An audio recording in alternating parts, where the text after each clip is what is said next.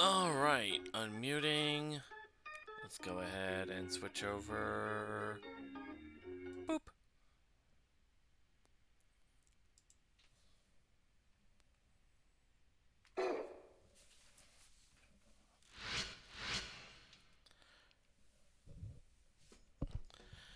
I head toward Rin Tosaka to thank her for her hint on how to remove the reality marble.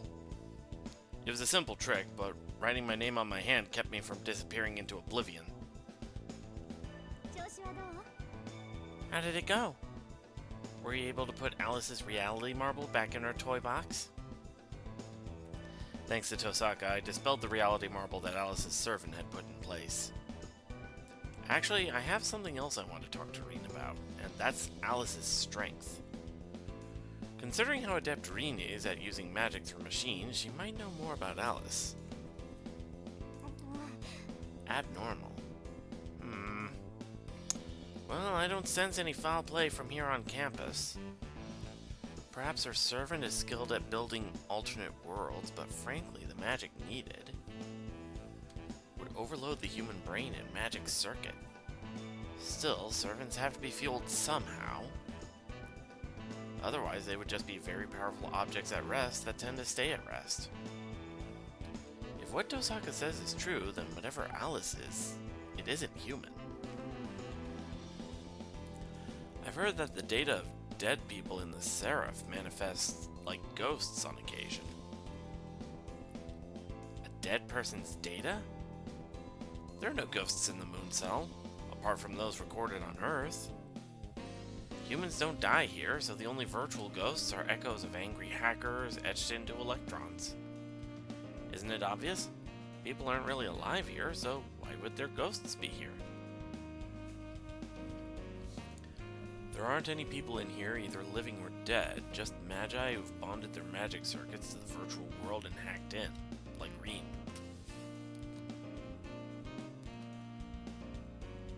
Even if masters die, this isn't the place their spirits will haunt. The moon cell deletes the data of defeated masters, and is thorough enough not to permit loose data. If data from any deceased person incorporates, it's immediately dismantled by the system. Anyway, the point is this: ghosts can't be created here. But someone who qualifies as previously deceased might be permitted by the moon cell. A ghost. Someone who's been dead since the very beginning. That's what she's talking about. Alright, no more chit-chat. We're enemies, don't forget it.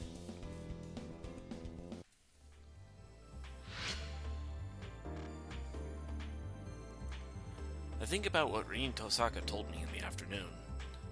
A cyber ghost. If that's the case, then in the real world, Alice is already... If what that insufferable girl said is true, that little girl exists only as a spirit. What do you say about us heading to the chapel and asking those sisters if they know anything? They're smart enough to do alterations of the soul. They should know something about this. Go to the chapel? Not a bad idea. The sisters who do the alterations of the soul might know something. I'll try to head over there later.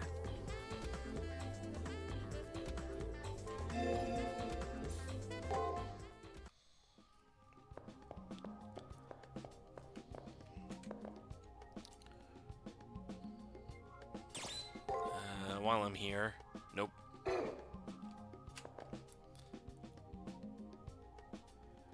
You're not here for an alteration? Then what are you here for? To take advantage of my free time? When I tell her I'm not looking for an alteration, Toko Aozaki responds with irritation. Before her mood entirely sours, I ask her about the two Alices and about ghosts. Ghosts? Well, isn't that quaint?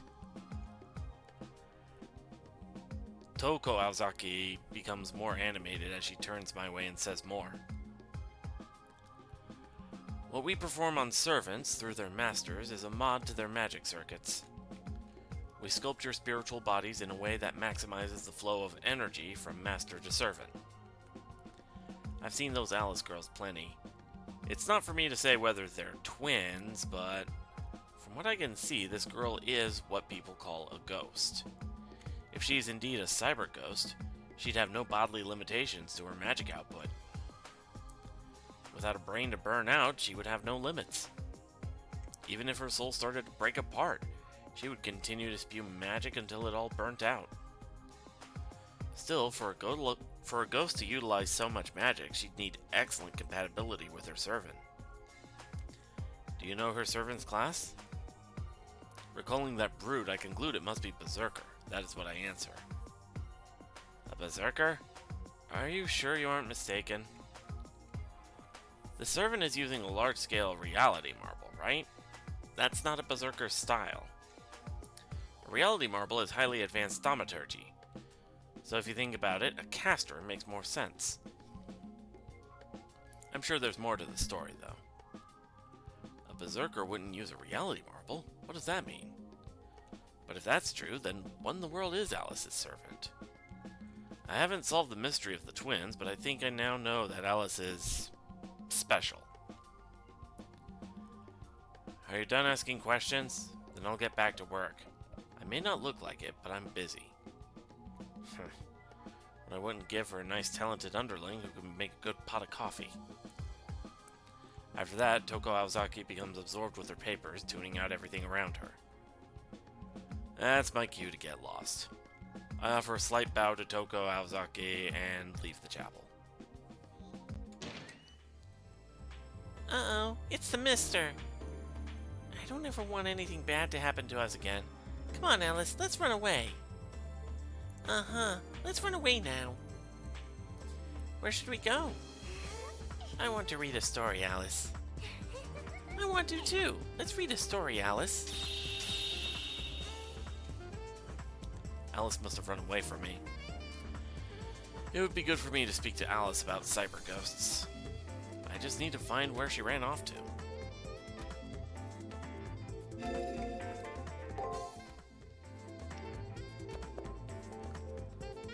Let's see. Actually, the library's on the second floor, isn't it?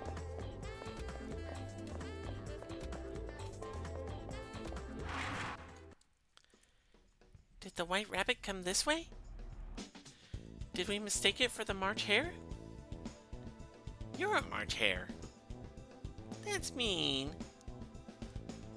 And what are we gonna do after you catch the white rabbit? Off with its head.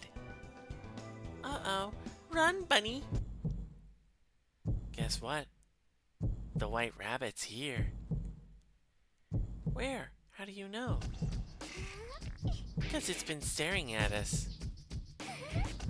Why is it staring? Why won't he come out and play? Oh no, we have to play later.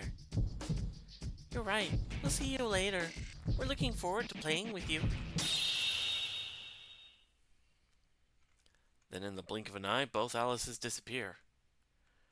They're really amazing spirit hackers. Shinji would be nothing in comparison. There 1 second and gone the next, as if the system rules didn't apply to them at all. They're like ghosts. I can't see how I, or anyone else for that matter, could defeat them. That's when I realized there's a piece of paper near my foot. Let's see. And as in uffish thought, he stood the Jabberwock. With eyes of flame came, whiffling through the tulgey wood, and burbled as it came. It's gibberish. Should I ask Toko Aozaki again? I might learn something.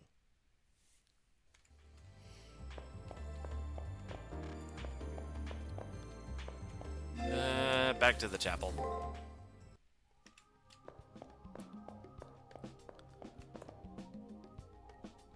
Oh, it's you again. I'm busy now. Keep your questions short. I relate what just happened in the library and show her the code I picked up there. She frowns.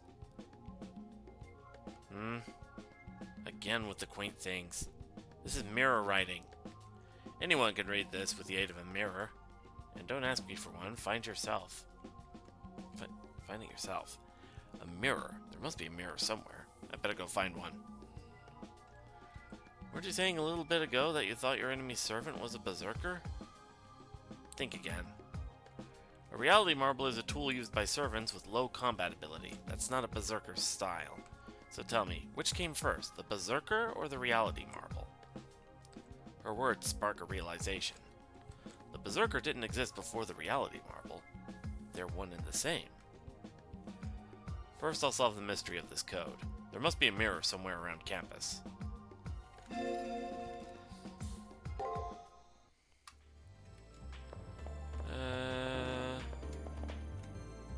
That's right, the bathrooms. Now that I think about it, I can use the mirrors in the bathrooms.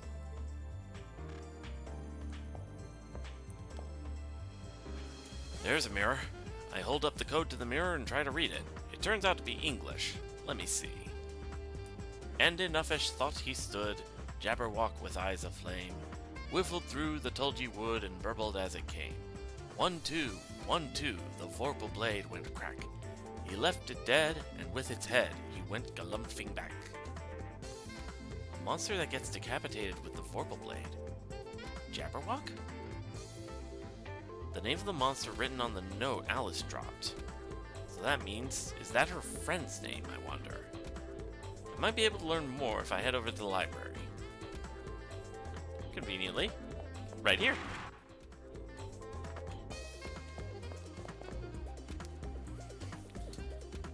I found a description of the Jabberwock in the literature encyclopedia. Should I read it?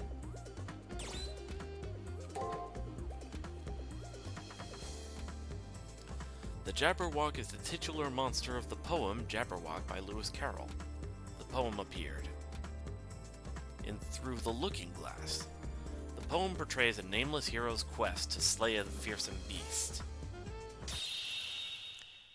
Oh, hello, mister. What you reading? Alice suddenly appears behind me. Alice used to like books with bunnies and mice, too. I'm going to ask Alice about this Jabberwock I just read about. Is your servant's true name Jabberwock? Huh? The Jabberwock isn't a servant. The Jabberwock is my... Shh, Alice, it's a no-no to talk about that. Huh? We have to go bye-bye now. We might wake up the dream if we talk too much. Yep, see you later, mister. And they're gone. But I've learned that while the monster is in fact the Jabberwock, it's not their servant. If that's true, then it's like Toko Aozaki says. Alice's servant is actually... The little girl in black is the servant. She must be the caster. Just like Toko Aozaki said. There's a little bit of overlap between the two of us, but I'm the better caster by far. Does that mean they're not twins, but that the servant is a copy of the master? Although I haven't quite gotten to the heart of the matter, I think I'm headed in the right direction. It feels like the truth is within arm's reach.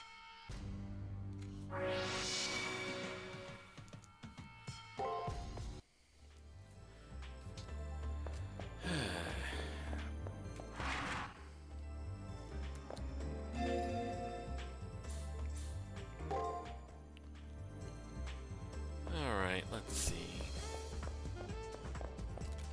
How am I doing on...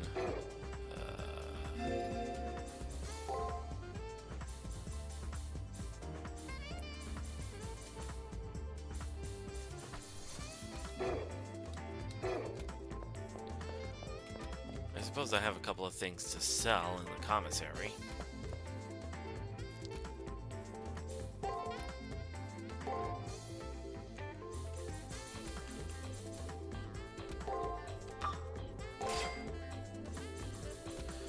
Oh, right, I have enough money to get that,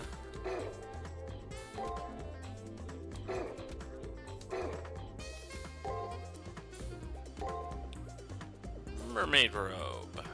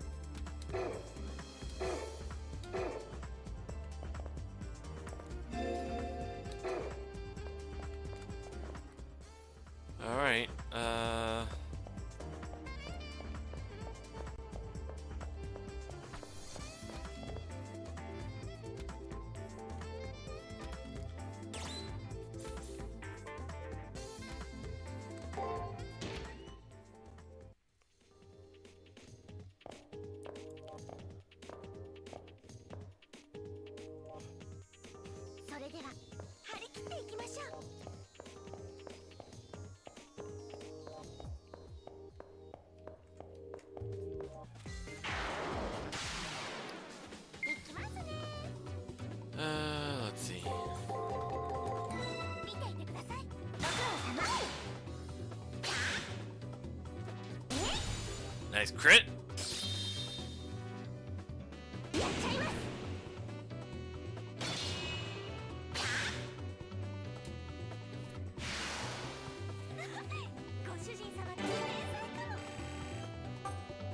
Yay.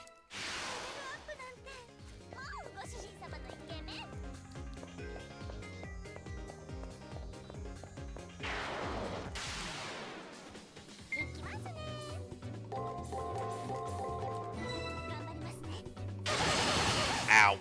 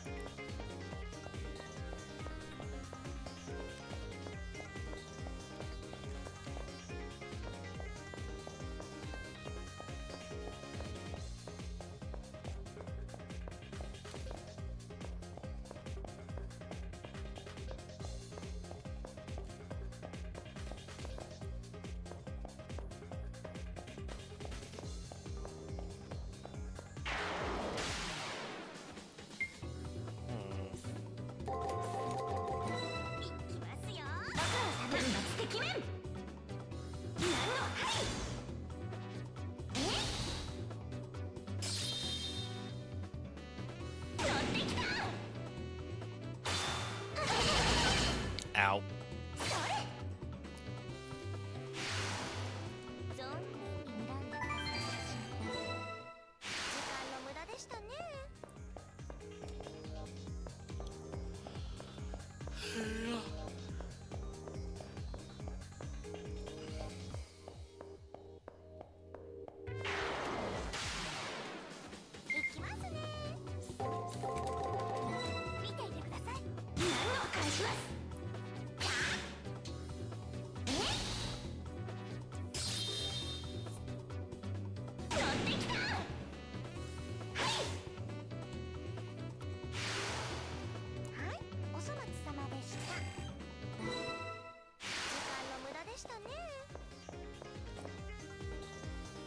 Nothing over here.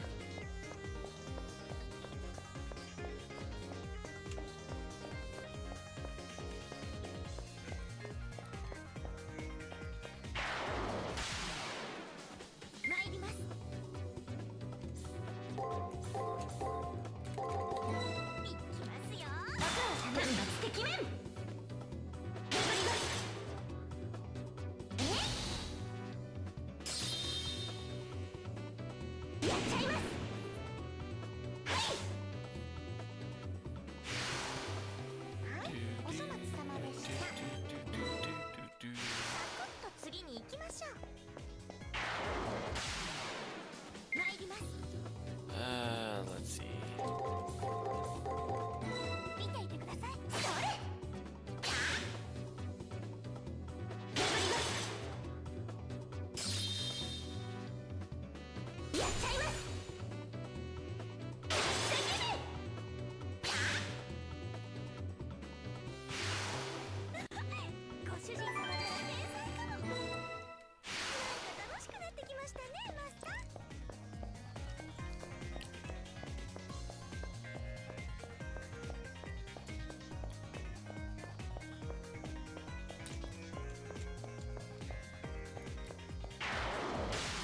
Bird again.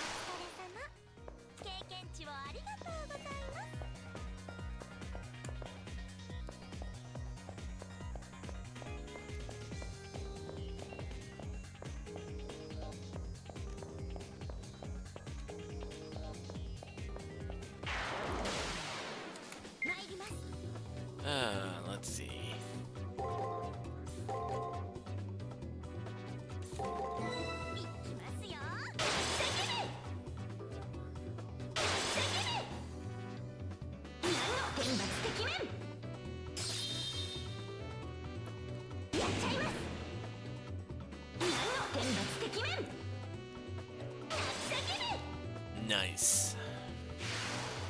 はい、お粗末様でした。サクッと次に行きましょう。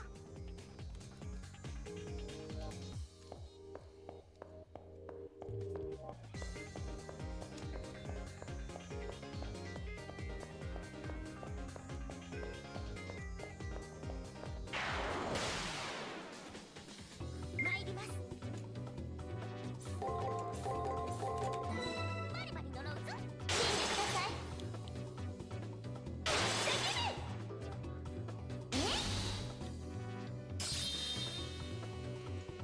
やっちゃいます。それ。 Nice crit.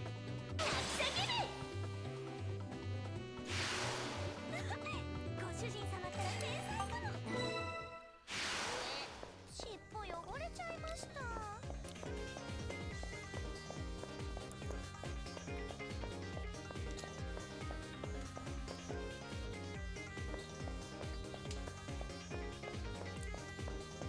Alright, let's see.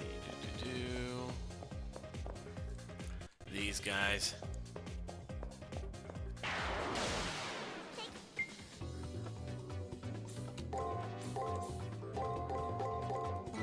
バリバリ呪うぞ。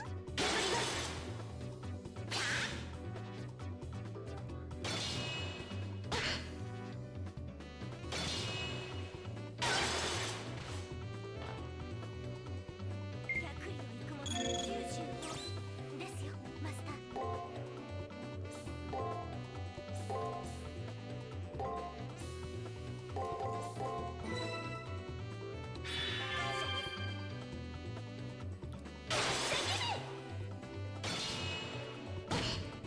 Ow. それ。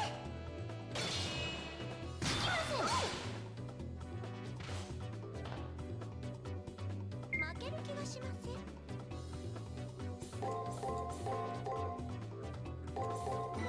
バリバリ呪うぞ。それ。破ります。存分に睨んでください。なんか楽しくなってきましたね、マスター。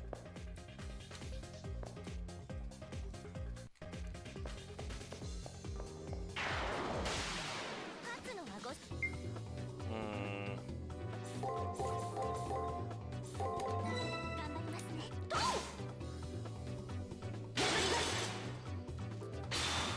Ah, not the best call. 聞いてください。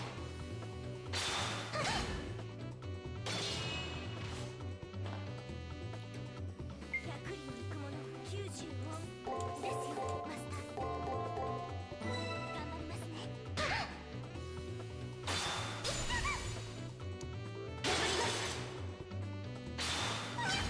Nope. Okay.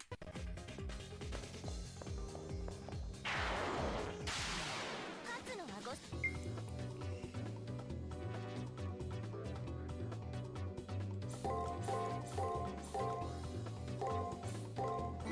バリバリ呪うぞ。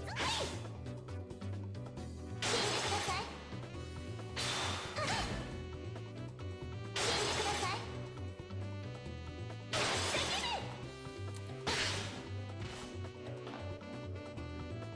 ご主人様、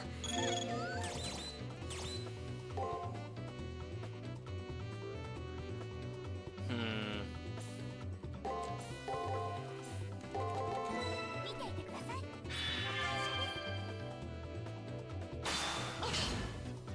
ご苦労様。それ。お返しです。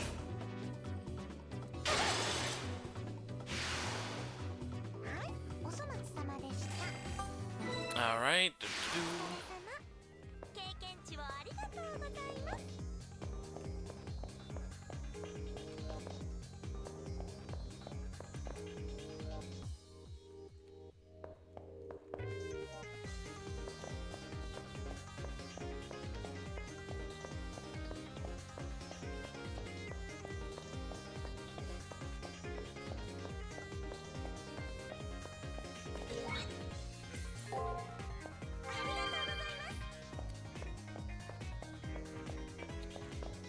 Alright, 2 of these.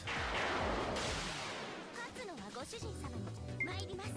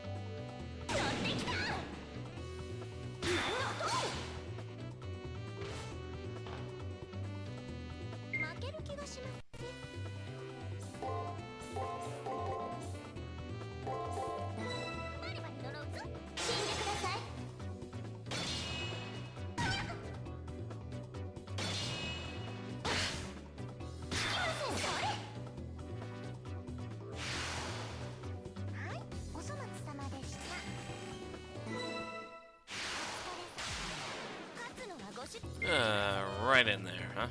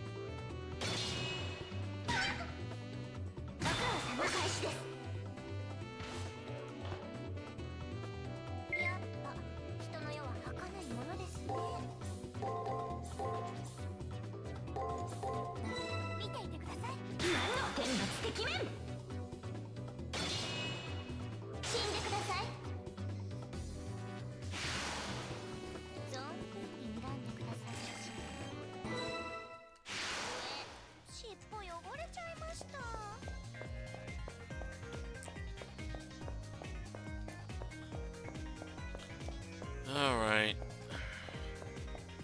This place is too much of a maze to bother going all the way back, so I think I'm just gonna...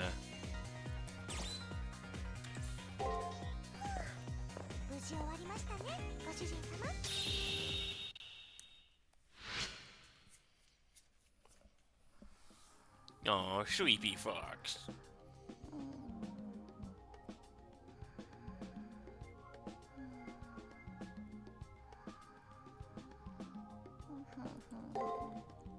Alright, so...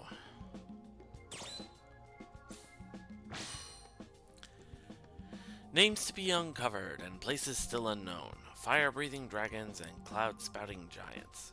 And magics that are monsters in the shadows. Maybe, just maybe, the words of adults are lies.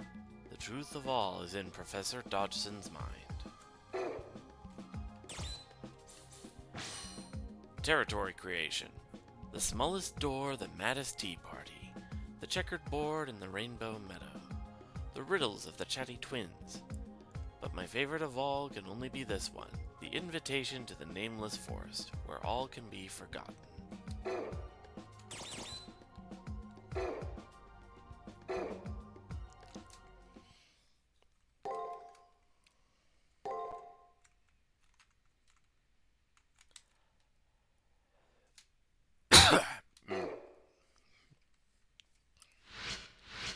Alright, last day before the elimination battle. I need to track down Alice and see if my theory is correct or not. And I'd better do it as soon as I can. There isn't much time left.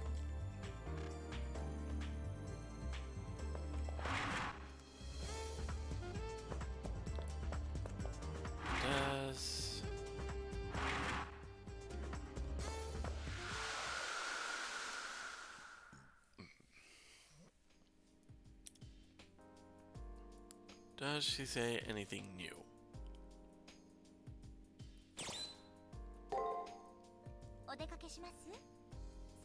What? You're heading out? Alright then. Let's go exterminate some annoying little bugs. And by annoying little bugs, I mean those two trollops that have been eye-humping you. Caster. Phrasing.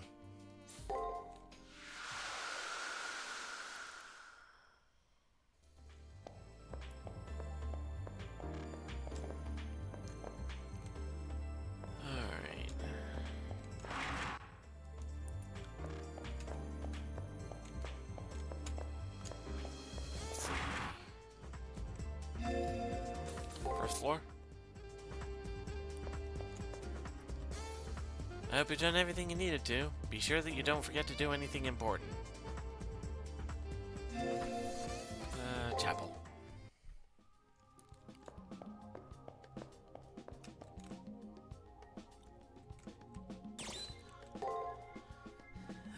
Let's see.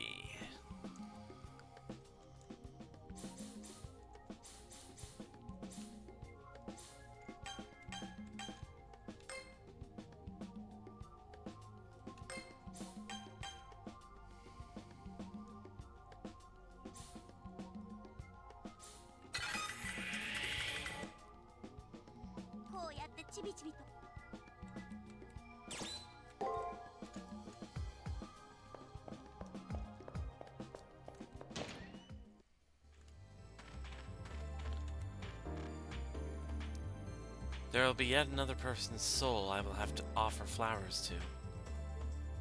As much as I regret it, I'd rather not have flowers offered in my memory.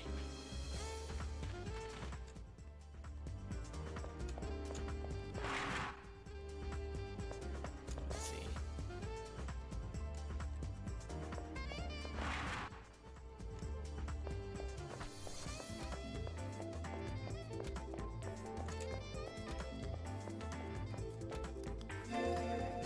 Third floor? Tomorrow is your third elimination battle. Do you have everything you need to win? If there's anything you need to do in the arena, do it now or your termination awaits you.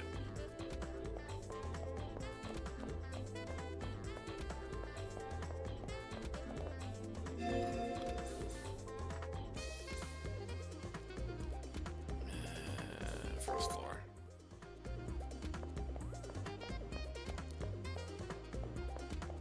Oh. There she is. I can see her big poofy skirt at the end of the hallway. It's Alice. I have to question her. Who knows if she'll answer me, though. Hi there, mister. Is something wrong? You look all scowly. Alice looks puzzled. I blurt out what's in my head. Does your mirror? I am Alice through the looking glass. I am the story she reads. The answer catches me by surprise. My heart clenches in my chest. I am not Alice. I am Alice, servant of the girl called Alice. I am the friend that Alice wished for, and the Holy Grail granted. The Jabberwock is also my friend. Yes, but it is not a servant. Alice created it.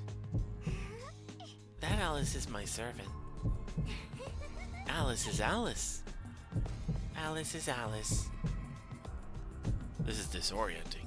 I'm not even sure which one I'm talking to. Mirror images. The two of them are mirror images of each other. Reflections. Alice's dreams take shape in the mirror world. Story dreams, where her servant is the protagonist. So that's it. Her servant is the protagonist of her stories. No, the fanciful character turned warrior. The girl is grinning up at me, like none of this phases her. So then, see you tomorrow, mister. We'll play the best games together. Ooh, I can't wait! Alice waltzes off, a smile playing innocently on her face. Can I defeat her? But if I don't win, I'll be the one to disappear. I glance at the arena door expectantly.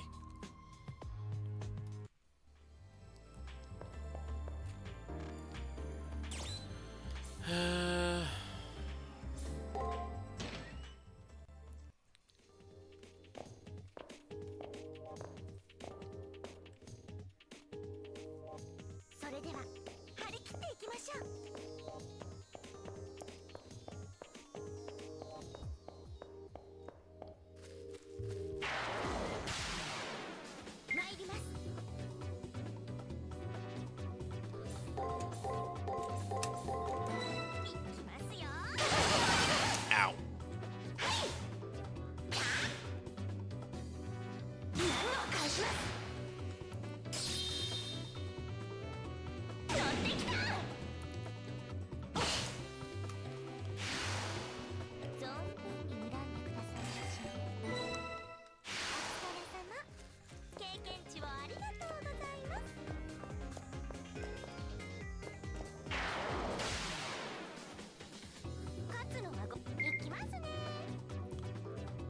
Let's see. Boop.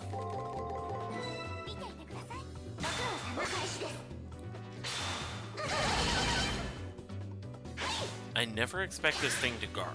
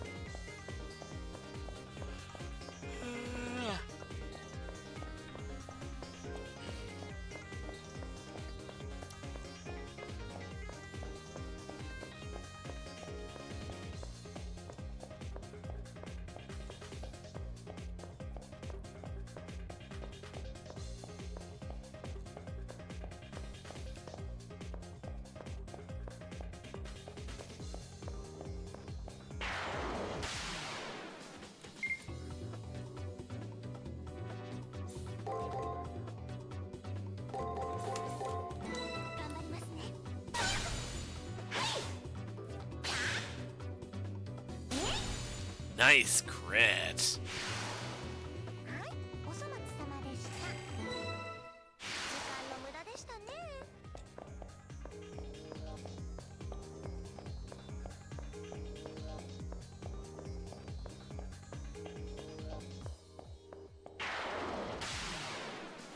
参ります。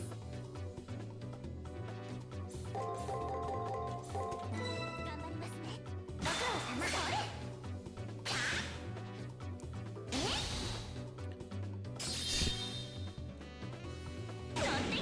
Hey, Forrest.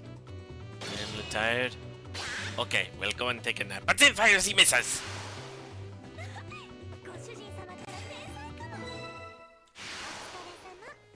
経験値 I feel so old referencing that.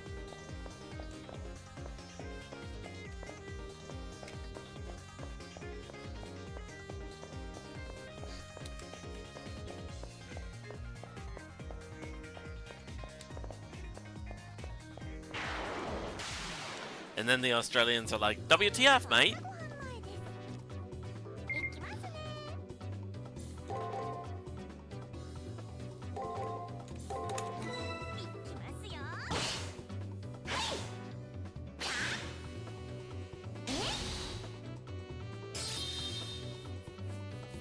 乗ってきた。存分に睨んでください。 Ah, so close. ちょっと次に行きましょう。参ります。行きますよ。死んでください。それ。やっちゃいます。何のそれ。死んでください。はい、お粗末様でした。 Yay! Leveled up. やりました。レベルアップです。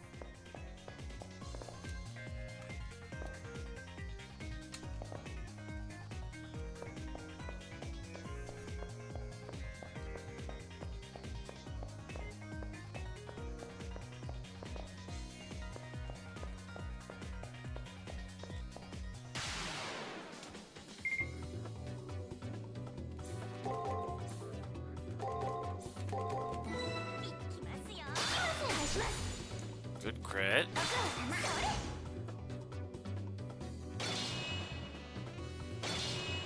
ご苦労様。何を返します。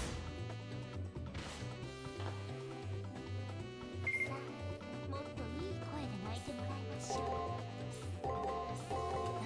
バリバリ呪うぞ。何をどう。ご苦労様。それ。はい、お粗末様でした。お疲れ様。経験値をありがとうございます。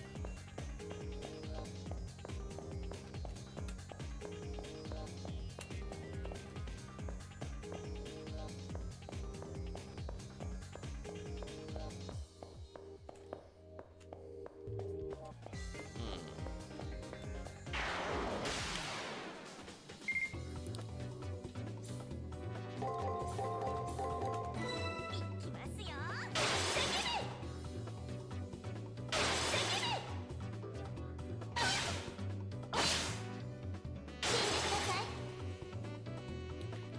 And Deadbird. 存分に睨んでくださいまし。尻尾汚れちゃいました。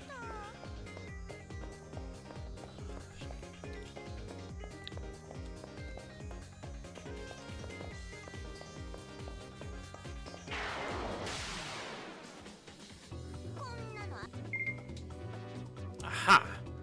Perfect.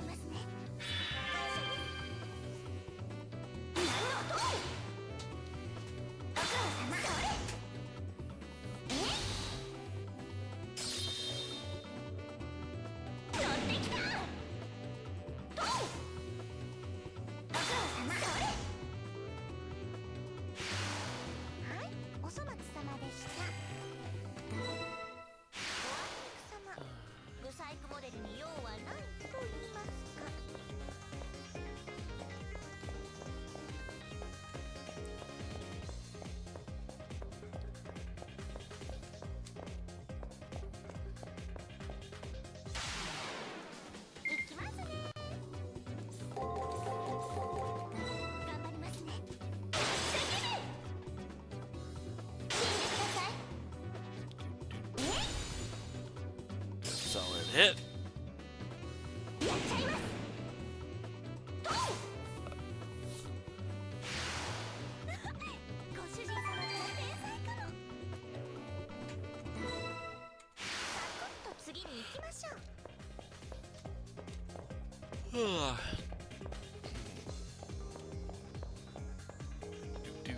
Gotta these guys. 適当にやっちゃいましょう。Let's see.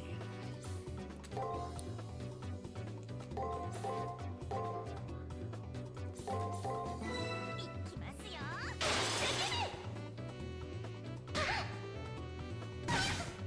ドン。ご苦労様。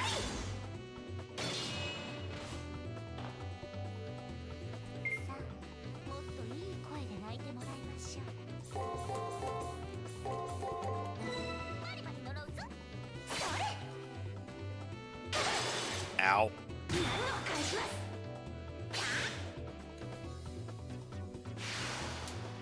存分に恨んでください。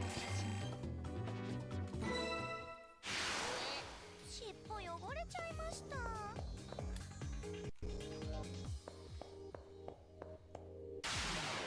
んなの Let's see.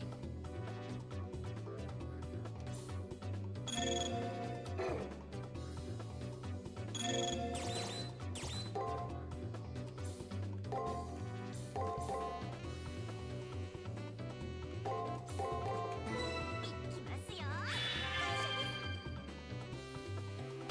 お返しです。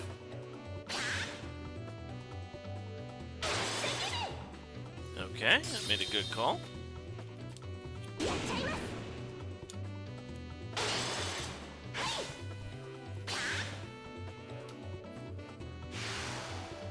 存分に恨んでください。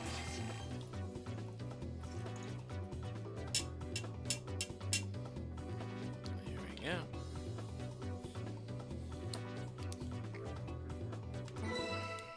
あいにくさま、ブサイクモデルに用はないと言いますか。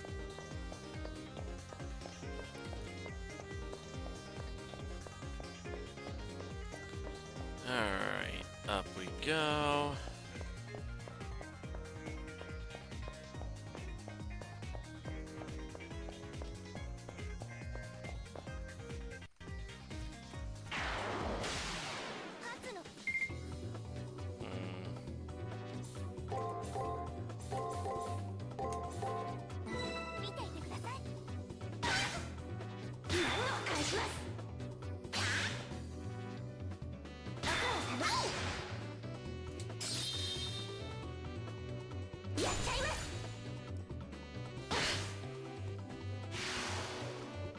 Nice crit.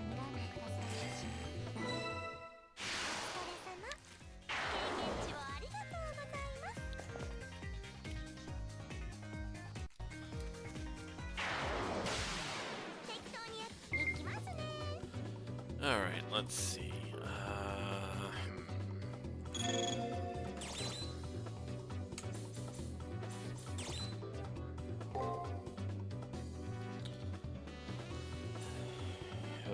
Boop, boop.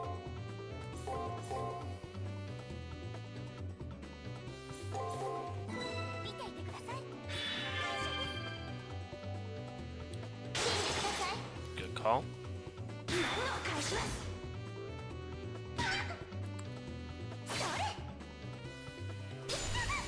Ow.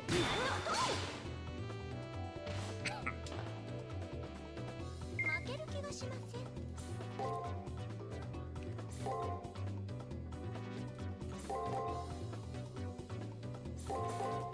見ていてください。天罰てきめん。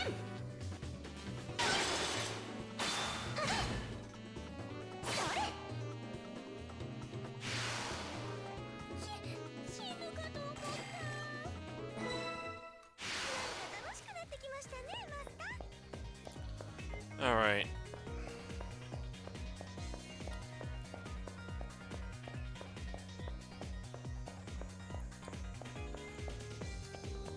I think this is as much as we can get done, so.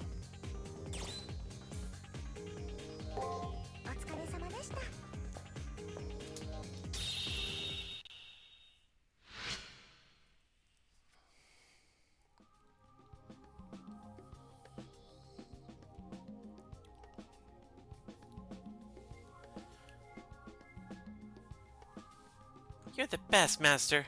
You found out the identity of that little girl before the elimination battle. Let's send this dead person to the afterlife where they belong. You might not want to hear this, but that girl thinks that we call reality a really bad dream. Sorry. That what we call reality is a bad dream.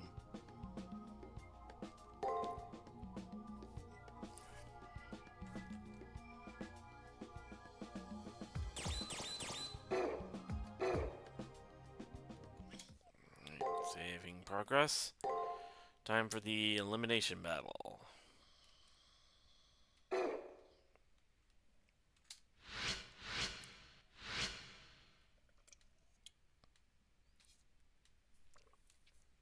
Today is the elimination battle.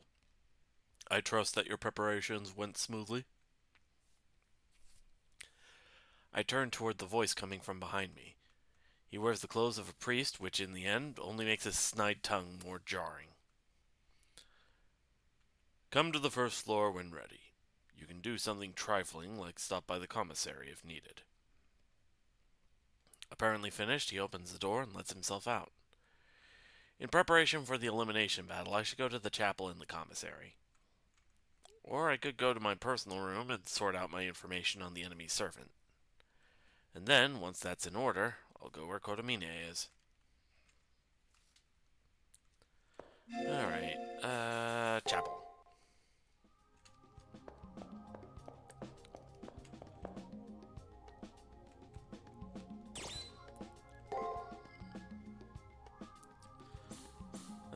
Let's see.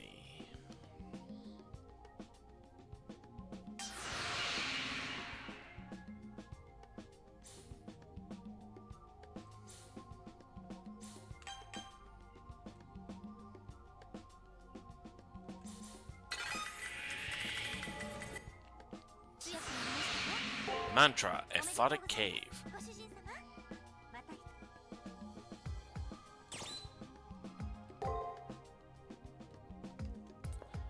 Alright,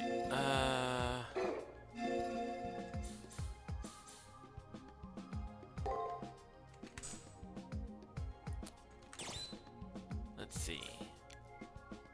Lowers damage and absorbs MP from enemy skills. Okay, that one might actually be pretty helpful.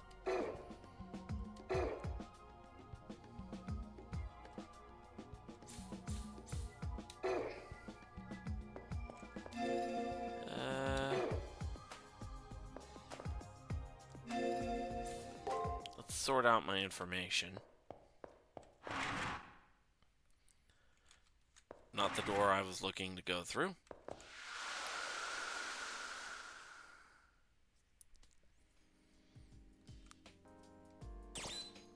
Alright, organize the information. It's time.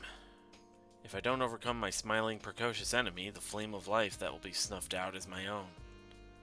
Kill or be killed. Both choices are terribly cruel, but I cannot lose. It would be good to review all the things that have happened this week, one by one. Let's see. First, there was the friend who turned out to be a monster. I thought it was a berserker. Right, from the ferocious intensity that Alice's friend displayed, I was positive it was a berserker. Next, Alice erected a reality marble in the arena. It was a reality marble so large it blanketed half the arena. It had the ability to remove you from existence. That's right, Alice proclaimed that inside of it people would forget their names, then they'd forget they existed entirely. It was scary. However, if I was to believe the monster was her servant, then the Alices would be twin masters. According to the rules established by the Holy Grail, there can only be one master per servant. So then how could there be two Alices and a summoned monster? The answer to that puzzle is one of the Alices is the servant. Toko Aozaki pointed out to me that berserkers are incapable of using reality marbles. Then, while I was researching in the library, Alice herself said that the Jabberwock wasn't her servant. Here's my thought. It's all the same thing. The Jabberwock, the reality marble, they're part of the noble phantasm created by the other Alice.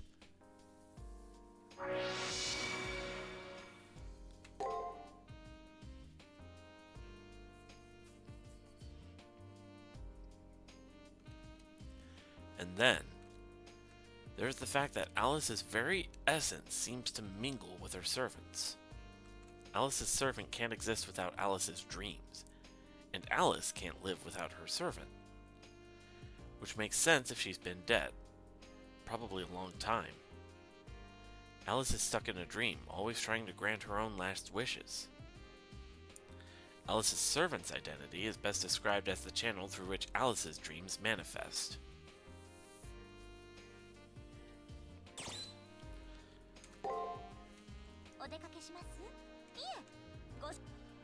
Right.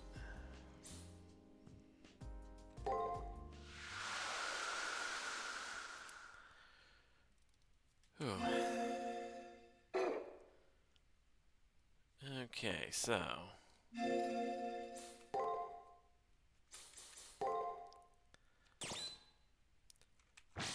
Maxwell's Demon, Maiden's Empire, Queen's Glass Game.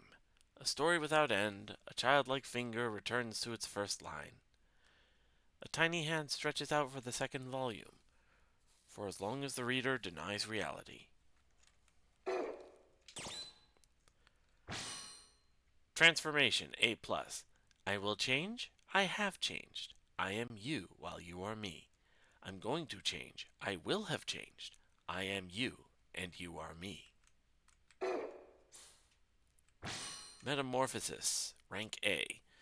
This is the ability to merge one's own body with the body parts of others. The higher the ranking of this skill, the further away one becomes from being considered a true hero.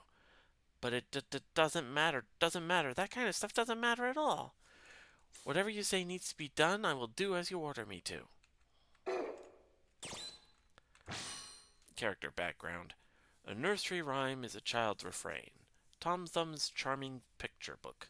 The first glimpse of Mother Goose's awakening. The sorrowful me to the lonely you, your final wish, let's make it true. Alright.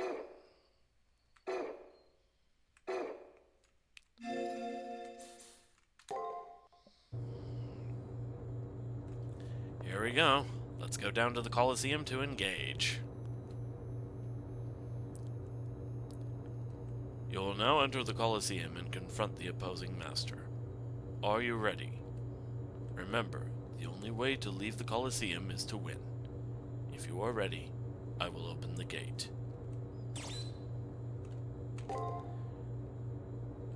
The way to the Colosseum is now open, young master. I wish you the best of luck and hope that you will return. Remember, it's kill or be killed.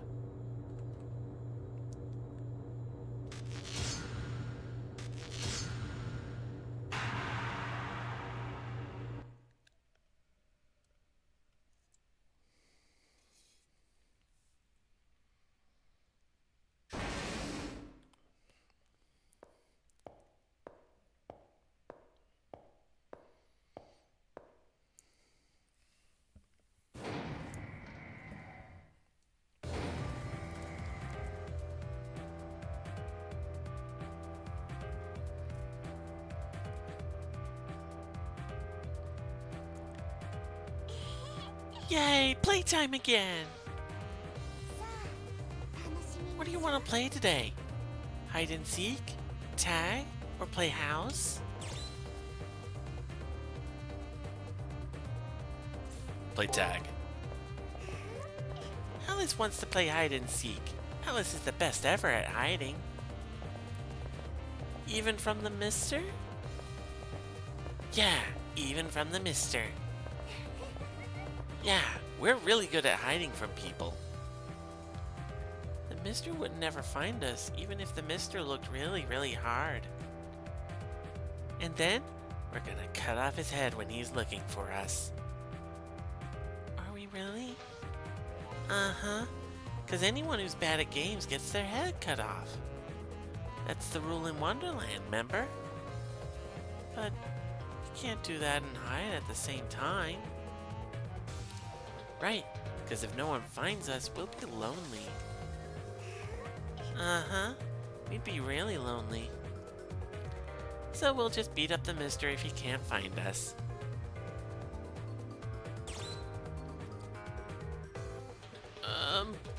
How about a different game? 邪魔しないで。 Don't get in the way. I'm not talking to you right now, mister.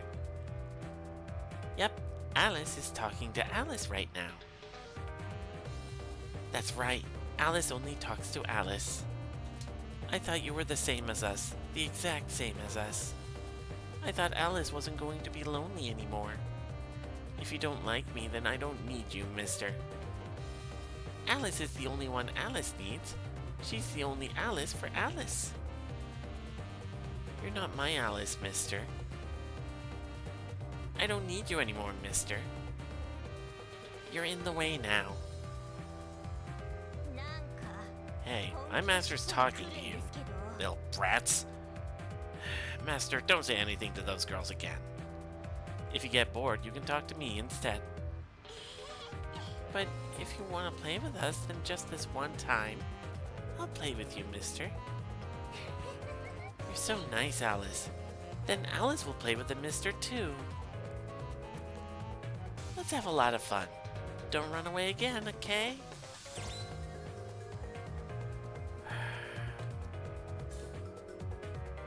I don't want to get hurt. 苦しいの。 Alice doesn't like getting hurt either.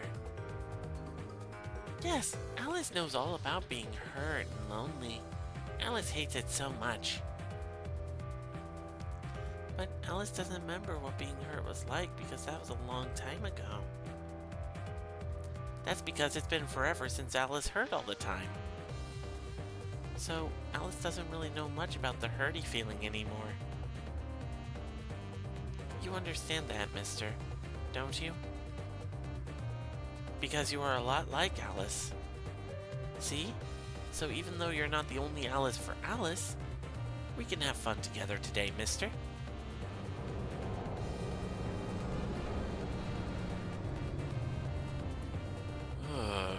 Into the Coliseum. The elevator vibrates to a halt. We're there.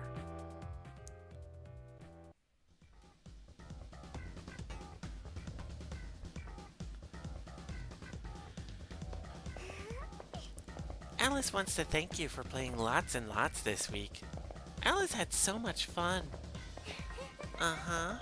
We haven't had so much fun in a long, long time. Alice is happy and says thank you too. But we're all done playing with you now, mister. Alice wants to play with just Alice now. I don't need you anymore, mister. I'm gonna miss you, but it's time to say bye-bye. What do we say next? You forgot already? It goes like this. Now, good Tom Thumb, your work is done. The tale is at its end. May dreams of dark embrace your heart. Night's curtain does descend. With great mirth, I'll cut off your head. Life from your body rend. If they want a head so badly, why don't they cut off one of their own heads? They have a spare. If you want to go head hunting too, master, I'm more than happy to collect theirs.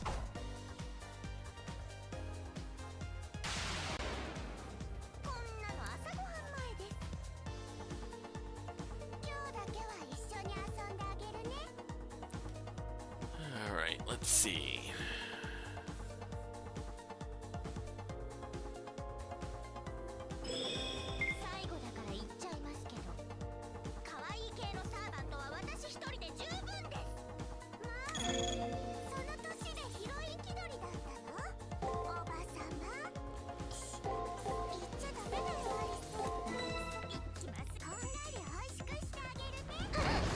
Ah.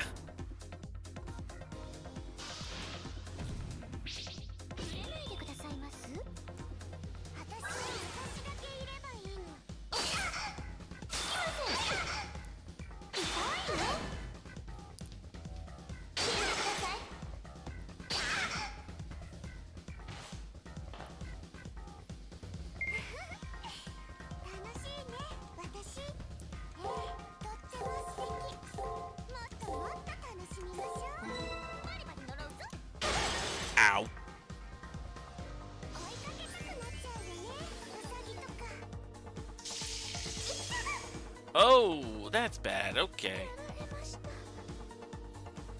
I forgot how hard that hit.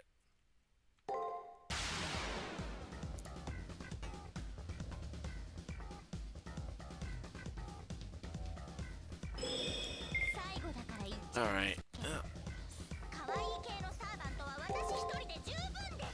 そう頑張りますね。こんがり美味しくしてあげるね。私だけいればいいの。何の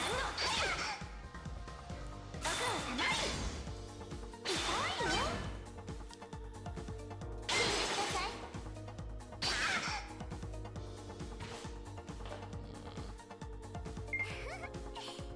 楽しいね、私。とっても素敵。もっともっと楽しみましょう。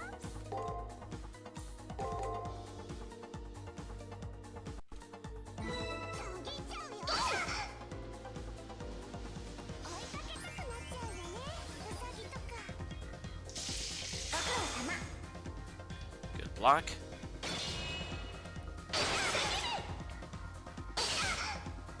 いよ。100里に行くもの95ですよ、マスター。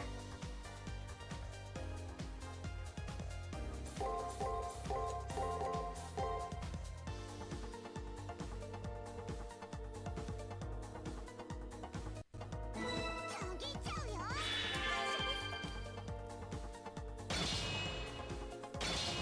豚になった方が幸せってこと。 Frenzied March Hare. Uh-oh.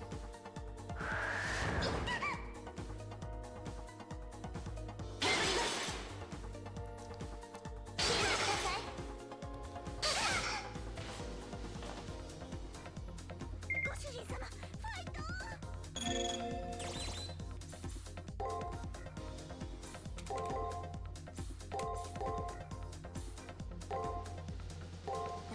見ていてください。感謝です。聞いてください。聞いてください。え？大人なんて嫌い。やっちゃいます。豚になった方が幸せって子もいると思うの。 Good block. Oh, but it breaks. Okay. ずーっと幸せ。これでまた遊べるね。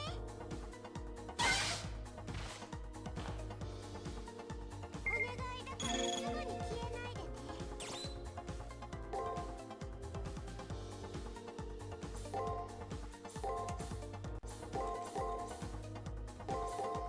ちょぎちゃうよ。痛いよ。 Ow. 何を返します。大人なんて嫌い。飛んできた。追いかけたくなっちゃうよね、ウサギとか。 Oh, that was lucky. Not so much. やだ、お日様照れてきた。安心して私。暗くなっても私たちは永遠よ。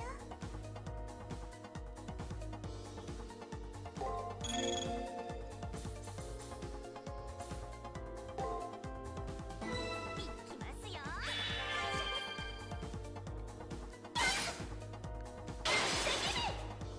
痛いよ。ご苦労様。こんがり美味しくしてあげるね。 Ow.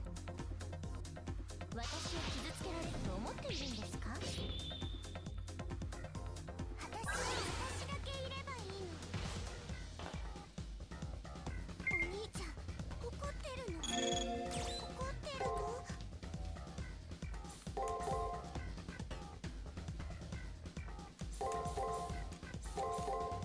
見ていてください。感謝です。ご苦労様。追いかけたくなっちゃうよね、ウサギとか。 Good block. 痛いよ。豚になった方が幸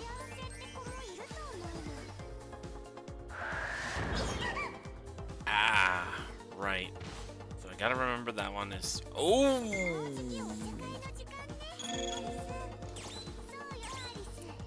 このお兄ちゃんを永遠に閉じ込めましょう。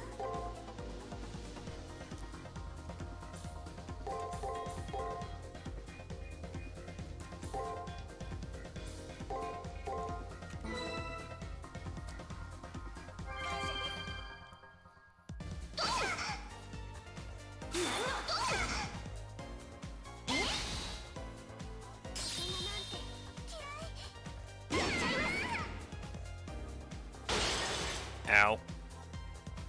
追いかけたくなっちゃうよね。 It's gonna hurt. ご苦労様。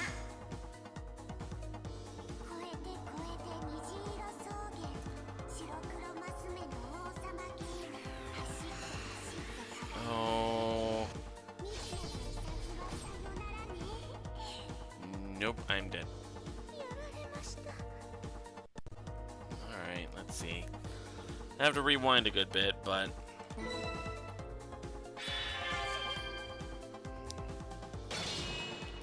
豚になった方が幸せって子もいると思うわ。聞いてください。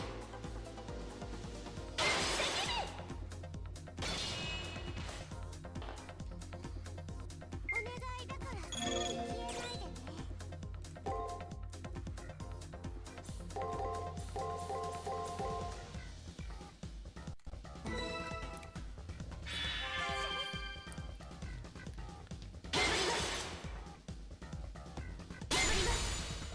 Good crit. おっかないの。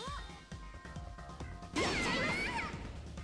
豚になった方が幸せって子もいると思うわ。ずっとずっと幸せ。これでまた遊べるね。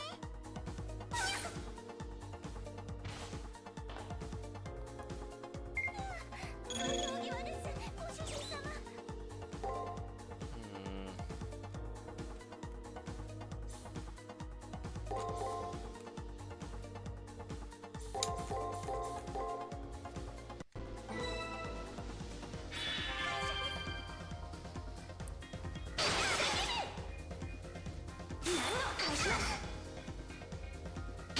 嫌い。乗ってきた。 Ow. 追いかけたくなっちゃうよね、ウサギとか。いった。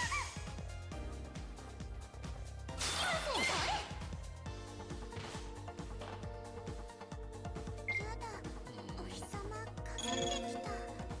安心して私。暗くなっても私たちは永遠よ。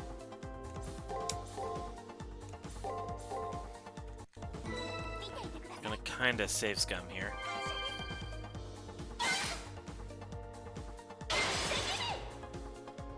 何の天罰的面。こんなに美味しくしてあげるね。 Ow. 私だけいればいいの。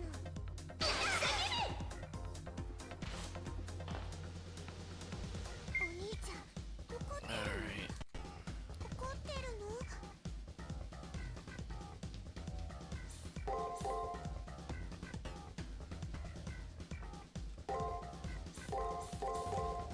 見ていてください。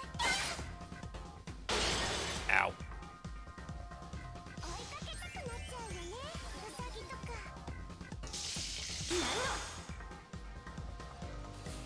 Nope. Okay. 怒ってるの。 Let's see.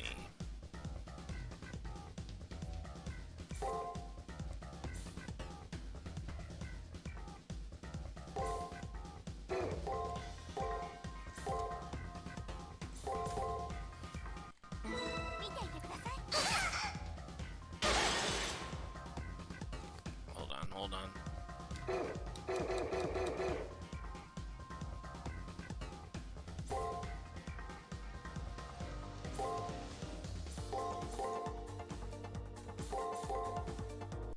Let's try this way.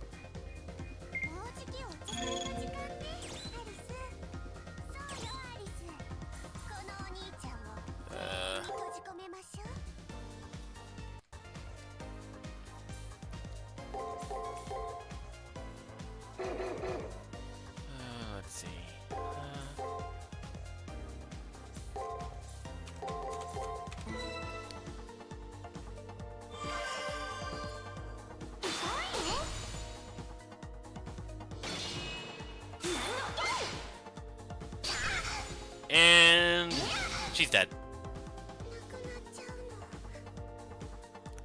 の。 There we go.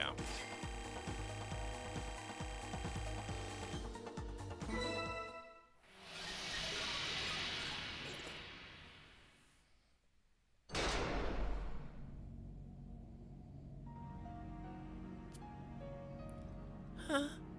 We're disappearing? Oh, it's over already. Why? Servant Alice firmly grasps Master Alice's hand. They cling to each other, their voices plaintive.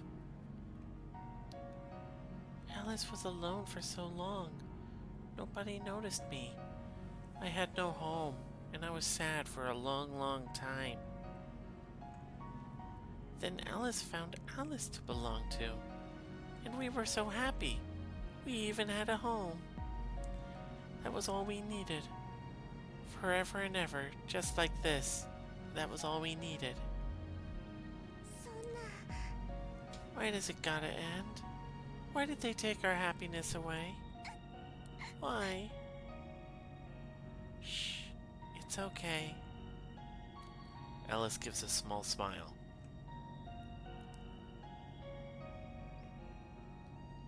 Alice already knew that everything would go bye-bye. I don't remember very well, but I'm probably already dead. My body isn't in that hospital anymore. Alice is like a box, with nothing inside of it. There wasn't ever anything there since the beginning. Yep, even back in the hospital, there was no Alice left inside Alice. No one noticed Alice. I was alone. It hurt.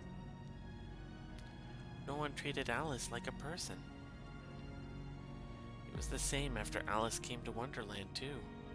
Alice was so alone. That's why I know that my home here and my Alice will all go far away soon. But, mister, you cared about Alice, didn't you? Yes. Uh-huh. You always paid attention to Alice, mister. It's 'cause you're like Alice, mister. Except you still have a real place to go home to somewhere. Thank you, Alice, for being my friend. For always being with me. And thank you, mister, for seeing Alice, for playing with Alice.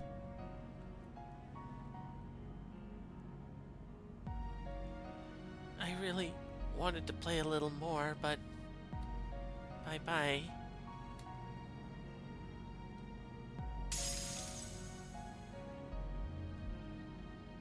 With a sound like the crumbling of sugar, Alice glitters for a moment. And then, she's gone.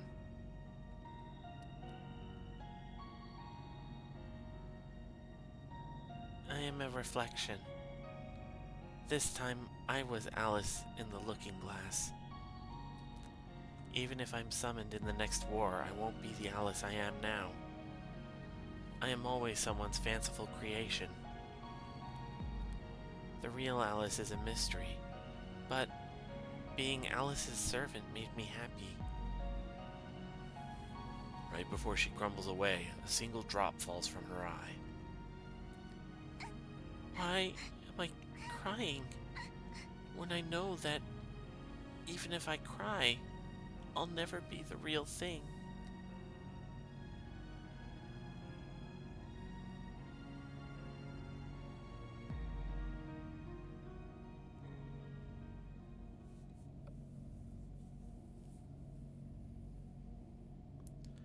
The licorice girl chases after her sweet master. I should be used to the harsh rules of the Holy Grail War by now, but I can't desensitize myself. If this is natural, then this system is twisted at its core.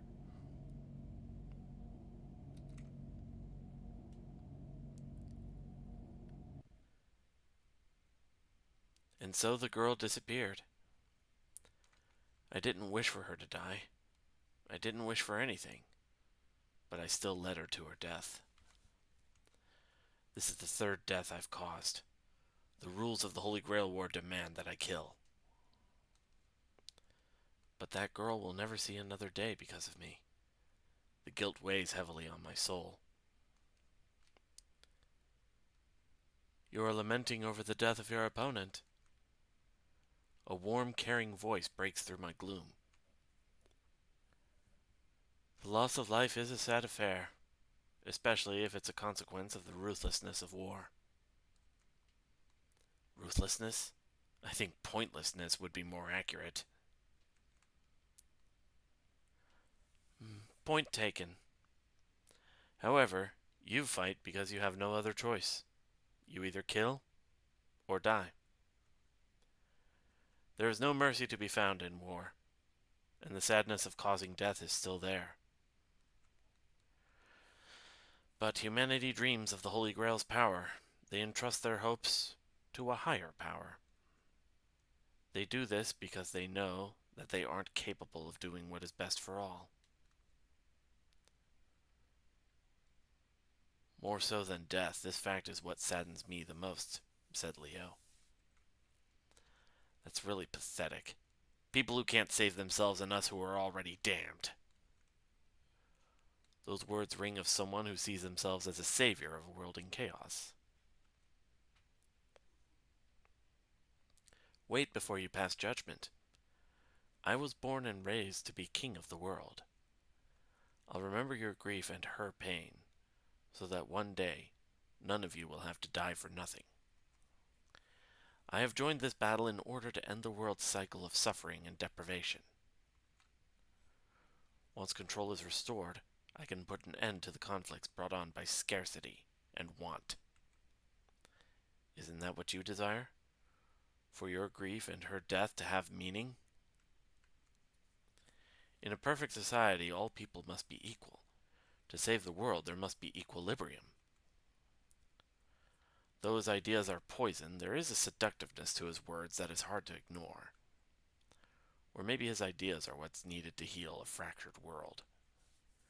The boy's oddly comforting voice lifts my spirits, which had sunk after Alice's death.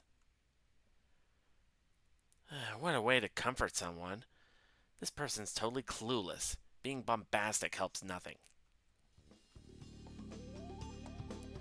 Suddenly forcing her way into the conversation was none other than Reem. The unrestrained hatred in her voice perfectly matches the animosity of her expression. I overheard your little spiel. It's what I had expected from the plutocratic Harway family. I care about all. I wish nothing more than to see a world where everyone has their place. And of course that place is under your rule, with you deciding who lives and who dies, correct? Your world is a place where you alone decide whether a child is to be fed or left to starve. Where a person's entire life is dictated by the whims of the Harway family's desires. However, you are not a god. If you want to live as you do now forever, go ahead. I don't care.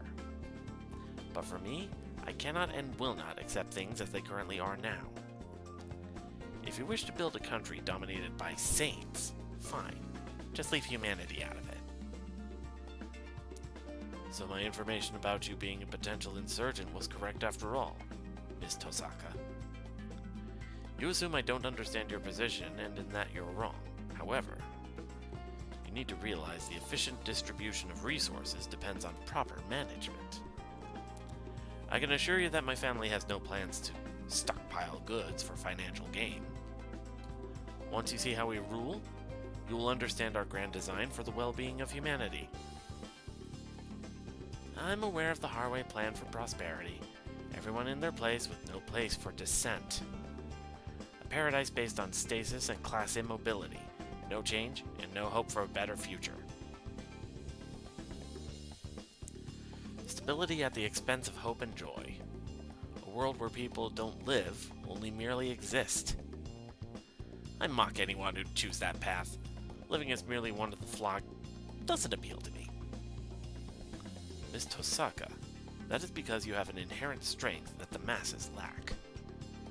perhaps it is good to feel that you're in a fight to preserve your very existence. However, would you wish for all of mankind to suddenly be given the same strength? I mean, that is to say... Of course you wouldn't. You are all too aware of your selfishness and your pride. Because of that, you could not share your pain with those without the strength to bear it. I could and would. I'm not as soft-hearted as you make me out to be. Is that so? You will always help those in need. Your compassion will lead to your defeat. What did you just say? Joy is ephemeral. In order to save humanity, you must first be willing to let them die. The world needs a strong leader, Miss Tosaka, and once I gain the power of the Holy Grail, I will be the one true king, and my virtue will illuminate the darkness that engulfs the world. The European plutocrats control 30% of the world, and none have voiced their discontent. Opposition to our rule comes from outside the farm, to expand on your analogy a little. In short, either join the flock or be slaughtered. Our current view is that the populations of the Asian region are expendable. Okay. Red flag. Never trust anybody who says that someone is expendable. Of course, we have plans to integrate the region should they choose to support our aims. To think we agree on something? Okay, I understand perfectly now. What exactly do you understand? That I was right in entering the Holy Grail War this time around. So, Leonard Bistario Harway, heir apparent to the head of the plutocratic Harway family, I swear to you that I will crush your delusions of genocide and despotic rule. To be perfectly clear, you intend to kill me. Seeing as I seriously doubt that anything short of taking your life would stop you, yes. I see. I have faith that someone of your intellect will understand one day. Or maybe you already do. Talk about stubborn. I can't fault your dedication to your megalomaniacal delusions, though. Rin's open declaration of war. I don't think it'll escalate hostilities the way it did with Julius. Leo has chosen his path, and she has done so as well. Their battle will be fought within the Holy Grail War. One will win, the other will die. And then those two will eventually disappear. Only I, who has nothing, will remain. Leo's plans, Rin's determination. I have nothing to fight for yet. I continue to fight. And kill. Unlike the real world, I can feel the weight of this virtual world pressed down on me. Even so, I have no choice but to fight. That's right. When it comes down to it, fighting is my only real option. It's either fight or die. But how long can I keep this up? When I can't bring myself to continue even one step farther.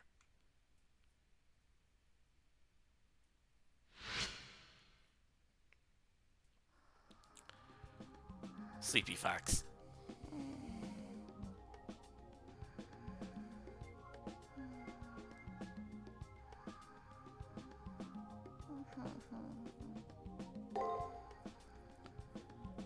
Alright.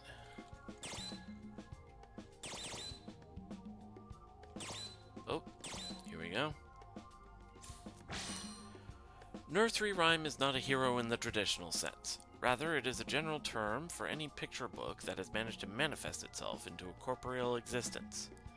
The genre itself, deeply loved by children of England, came into being as a reaction to the half-voiced dreams of the young and eventually emerged as a servant who became a champion of the innocent.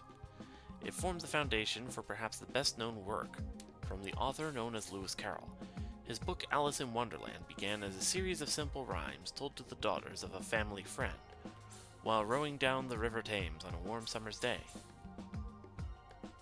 The servant nursery rhyme is actually a type of reality marvel.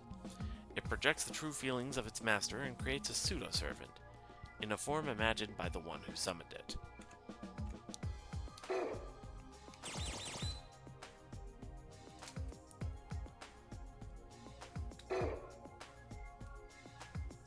It's kind of funny that she's such a strong caster and yet all her stats are E.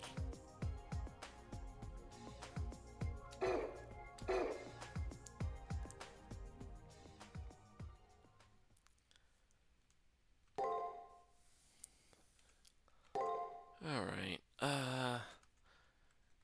yeah, you know what, let's go ahead and get started on the next round.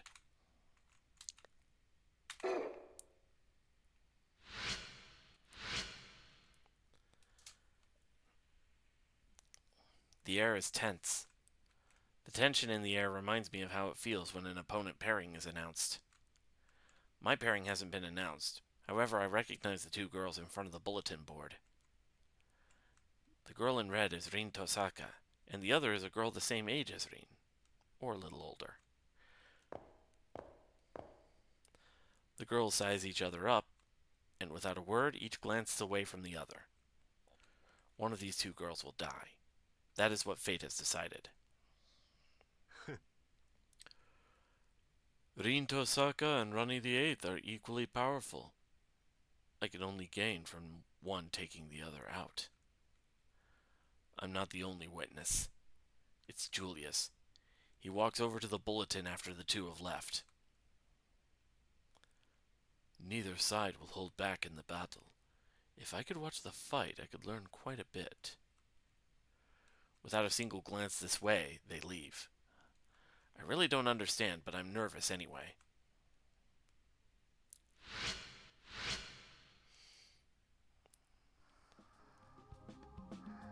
Sweepy Fox.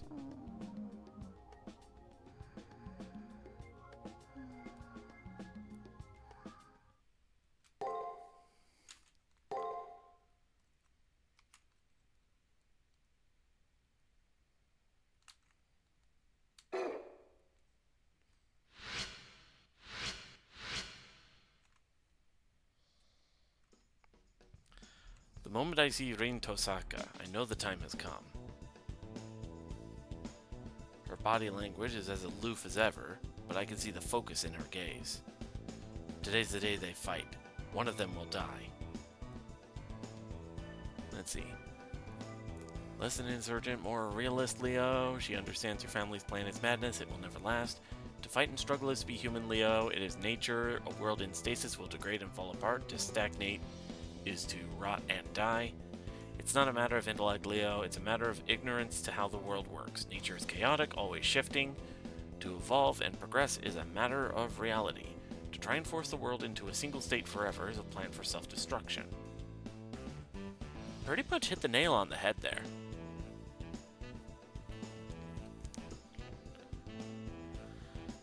Come to think of it, I haven't seen Julius.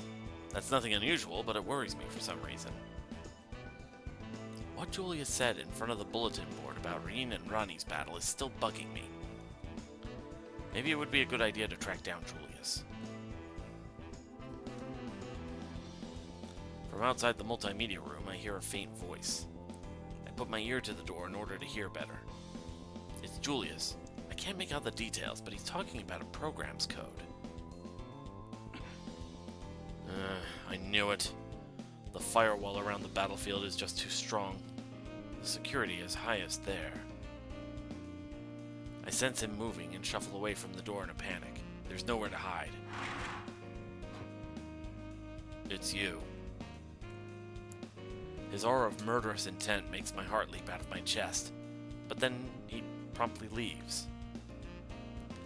Even though he's tried to kill me in the past, Julius doesn't seem to register my existence. Maybe I'm not worth it for him to suffer yet another penalty for fighting outside the arena?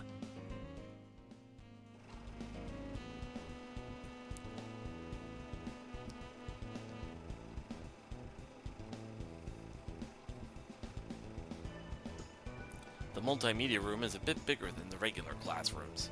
At the front of the room is a screen. Instead of a ceiling projector, it's an old-fashioned film projector. That's odd. It would be here all the time for all I know. I never visit this room. Master, this device is out of place. My servant is right. That film projector seems to be warping the very air, well, data, around it. Something must have been done to it, probably by Julius. For what purpose? As I reach out to inspect it,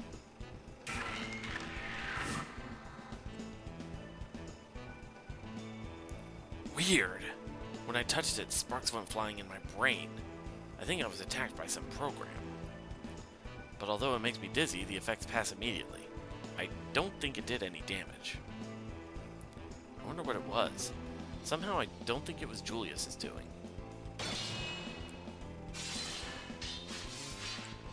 I'm pulled from my reverie by an earth-splitting sound of a weapon. Someone means business. I brace myself thinking Julius has returned, but he's nowhere to be seen. Then suddenly an image emblazons itself on my brain. Rani. Next to her slim form is a giant servant, and facing them are Rin Tosaka and her servant. This must be an elimination battle between the two of them. The film projector spins to motion, projecting images of the battle onto the screen.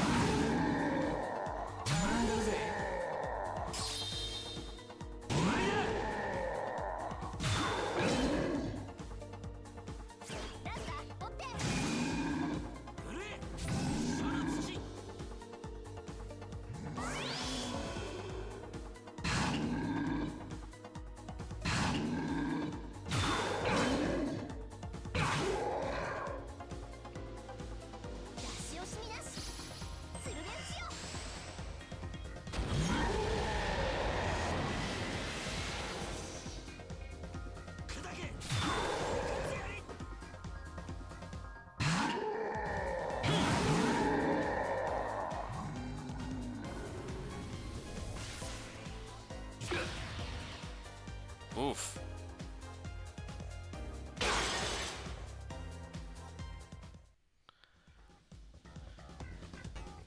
Getting to watch other masters fight would be a huge advantage in a war like this, where information is crucial to survival. It goes without saying that it's a total violation of the rules, but I'd expect nothing less of Julius.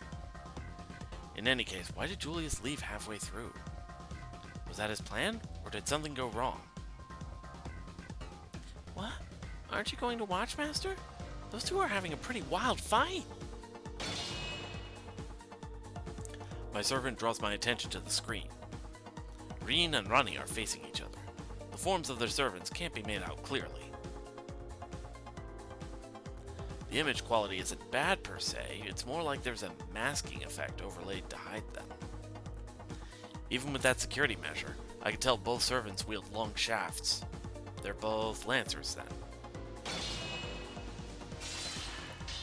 My eyes only see the sparks from their lances as each thrusts, parries, swipes, and defends.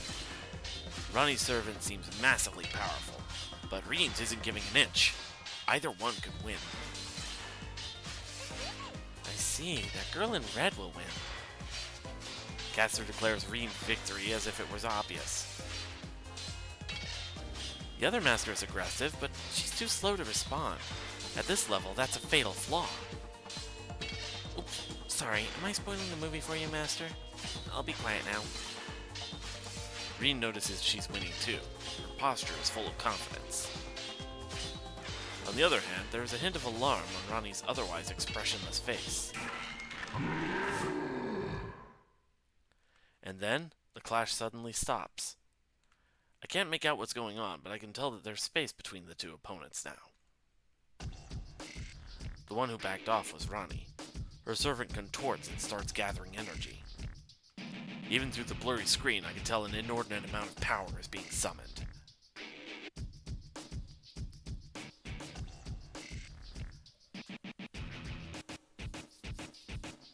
I am sorry, Professor. I must return the chassis and life you bestowed upon me. Maximum velocity. Infinite. Helm to the northern sky. Mode. Osiris. Continuation of duties deemed impossible. In case of failure, destruct self along with Moon. Performing final directive.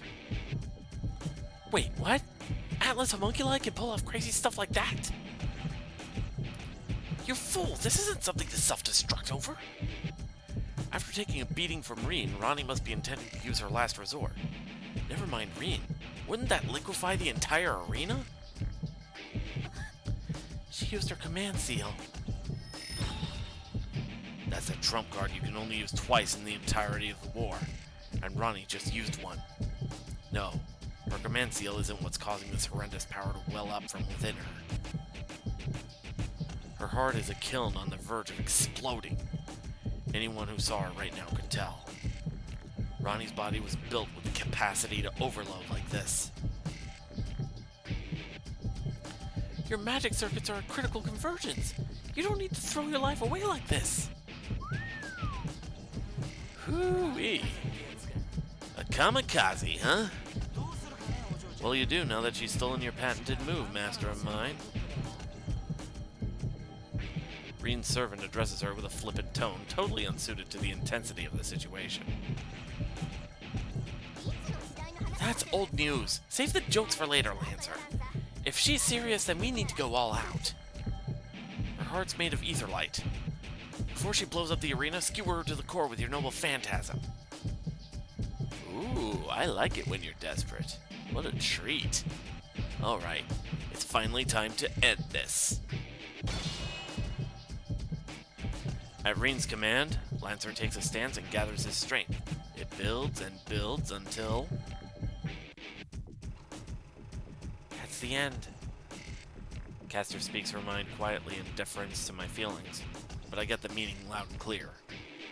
This will settle the battle. They will destroy each other before they can resort to command seals. Both of them might die on the spot. Even if one of them survives, she'd probably be fatally injured. While I'm lost in those terrible thoughts, Caster starts staring at me. Master, you're not thinking that you ought to save one of those girls, are you? I didn't realize I was telegraphing my emotions.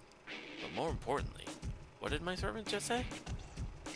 Could there be some way to save them? It sounds like there might be. What can be done? Well, I can't say there's no way. Her eyes downcast, she touches my left hand. My command seals. The screen connects this place to where they are. It isn't impossible to reach them. But only your command seals could teleport me to where they are. So it's actually impossible. Still, command seals exist to make miracles happen. And, I'd probably need another command seal to survive if I have to fight. So, 2 command seals. If it's what you want, Master, of course I'll do it. But you'll lose 2 precious command seals and save a possible enemy. Do you want that, Master? I believe both the Saber and the Archer run, we used it to rescue Reen. So this time, we're gonna save Ronnie, see what happens.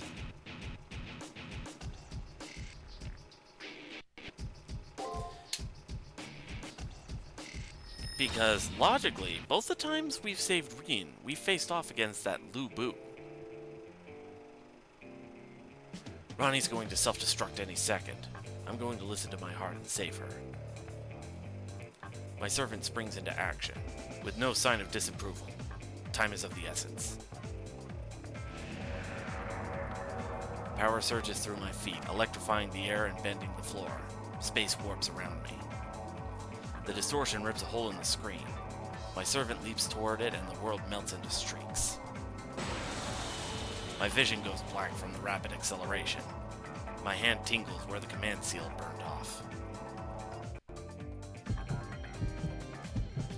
When I open my eyes, I find myself in the arena. Out of the frying pan into the fire, literally. The air sparks as the arena begins to melt around Ronnie. Huh? You? The magic swirling around Ronnie's body ebbs a bit in response to her surprise at the sudden intruder.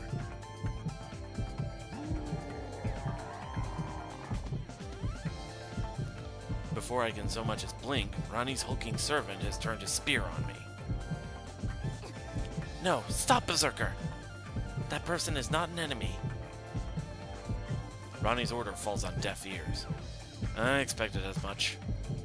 Since her servant is a Berserker, he can probably only see other masters as enemies. Uh-oh, they've seen us. I don't think we can win this. Use another command seal, Master. If we can defend against them, the Seraph should intervene. 勝つのはご主人様に決まってますけどね。もう一度レイジをしのぎます、マスター。Unleash.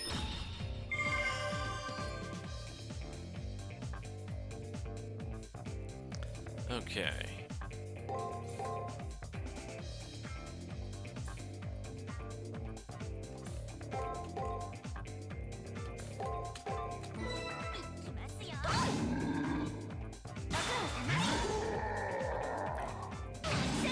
I pick Ronnie again? You picked her last time? No, I'm pretty sure both of the times... both of the previous times I picked Reed.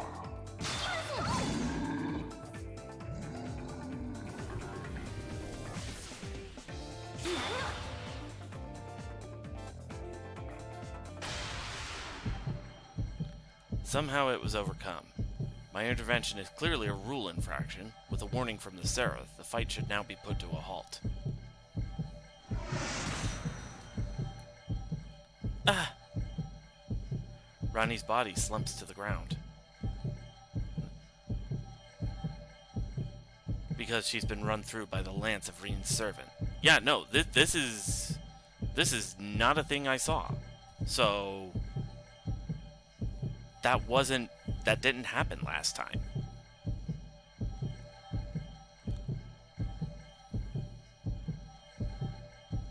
During those seconds, when CASTER arrested Berserker's attention, he threw his lance into Ronnie's heart. Sorry, it was too good a shot to pass up. I had to show off my trump card.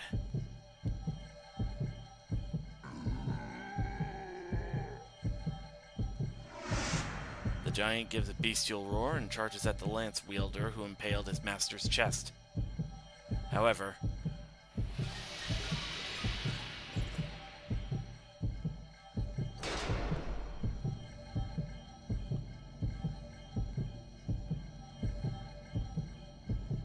no, it was Reen.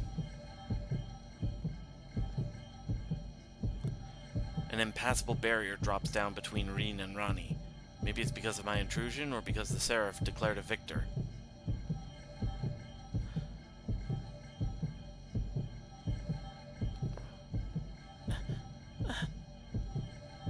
Reen is shouting something, but the barrier prevents me from hearing it. She points at me, frightened.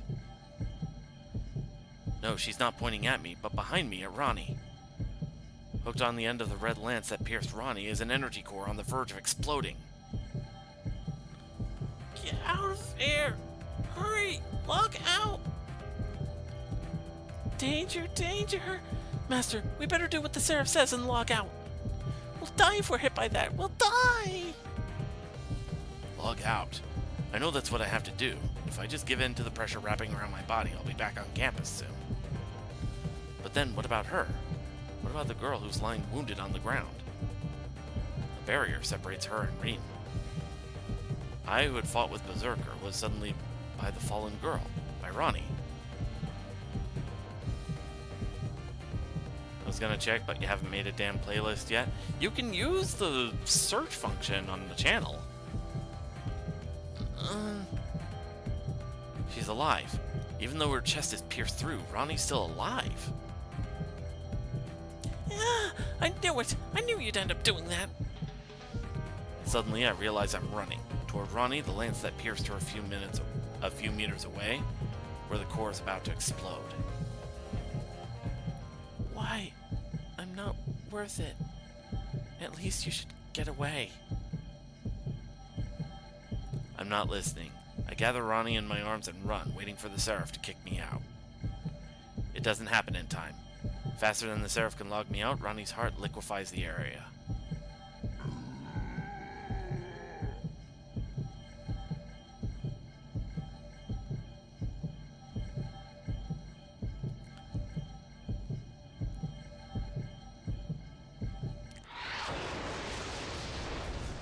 In the final moments, a lone giant sprints into the light.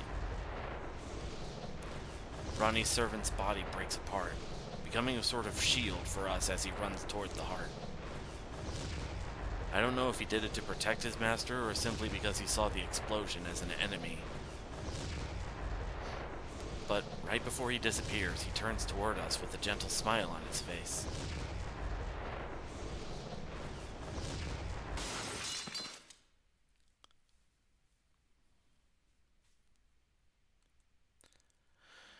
I come to in the multimedia room. The command seal on my left hand is now smaller, but my exhausted servant and Ronnie are by my side. Where? Why? Those words are all she can manage. She blacks out. The wound on her chest seems to have healed already, and somehow she's still alive without her heart. I always sensed she was special, even among masters. As I tend to Ronnie, I glance at the screen. It's dark, possibly because of the earlier explosion.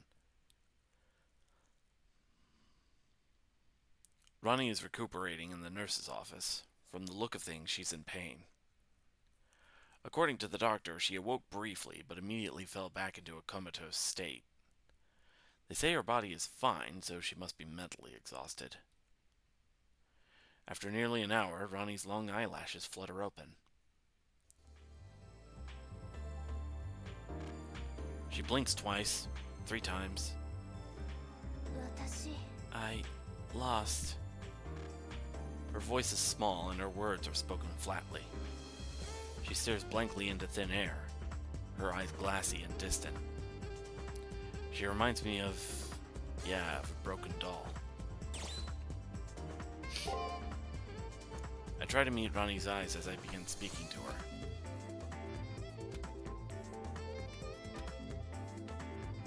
She doesn't respond.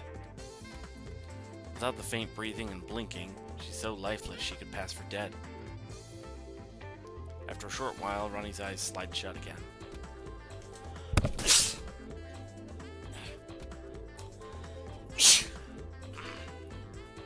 Excuse me. Her shallow breaths even out into the deep, gentle breaths of sleep. It doesn't seem like she'll get up anytime soon. I hope the next time she wakes up, she's more alert. Come to think of it, I haven't heard a peep out of my servant in a while. They must be angry. Me? Angry with you? I could never be angry with you, Master. I was just thinking really hard. Would you feel better if we talked? I always do. Let's see, something to talk about. The tone of her voice is the same, but her words seem forced. What's really on her mind? What I'm thinking about? It isn't anything to be talked about, really. I was just thinking how valuable that woman must be for you to have used a command seal for her. But no matter how you look at it, that girl is broken. You wouldn't abandon her, would you, Master? I wonder, if that had been me, would you have done the same? Oops, silly me. I shouldn't think about me when my master is the one who's really valuable. My master could use 100, no 200 command seals and still deserve to use more. Seemingly satisfied, Caster leaves. Too nervous to call Caster back, I decide to leave for now.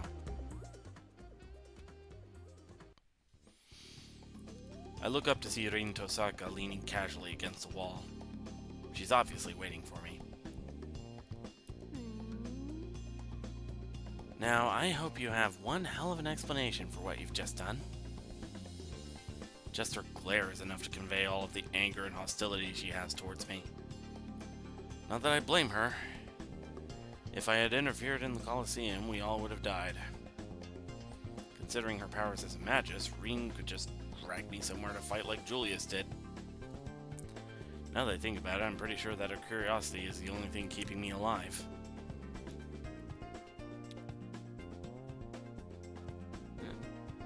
Let's see.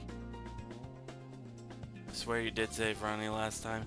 I may have considered it and then decided, you know, the devil you know versus the devil you don't.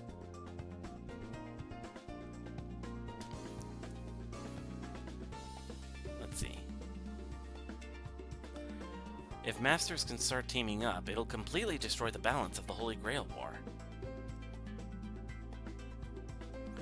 Even the most skillful use of a command seal shouldn't be enough to bypass the Colosseum security. To be blunt, you don't seem like that great of a magus. How did you pull off the impossible? And before you answer, remember that I reward truth and reason and punish lies and stupidity. Don't be naive enough to think Julius is the only one who knows how to circumvent the rules.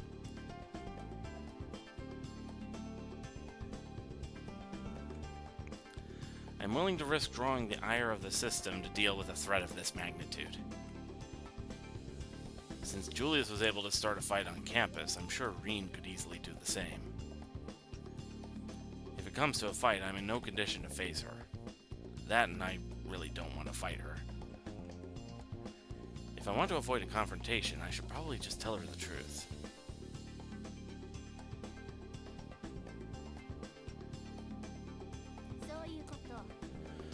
So Julius was behind this little stunt. I didn't think you had it in you to do something this low. As no real battle information was exposed, the identity of Rin's servant remains unknown. Though she would never admit it, it's obvious that she's more than a little relieved by the thought.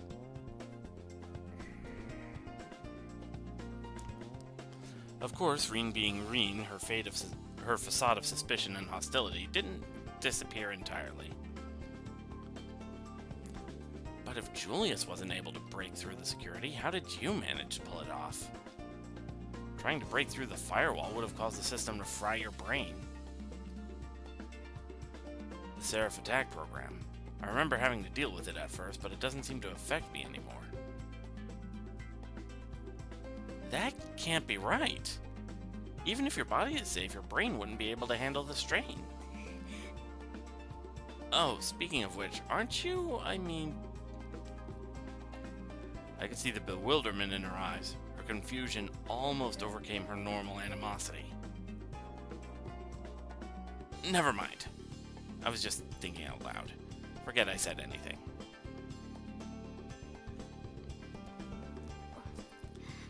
However, if you choose to continue fighting, we will remain enemies. Keep that in mind. One last thing. Do not spy on me again. Should you try, your suffering will be legendary. With that, Rin began to walk away. She then stopped as if a thought just occurred to her. Hey, does the name Twice Peaceman ring a bell by any chance? Twice? I can't recall hearing the name. I might have heard the name before, but why bring him up now? No reason, really. You kind of remind me of him. Never mind, just forget I asked.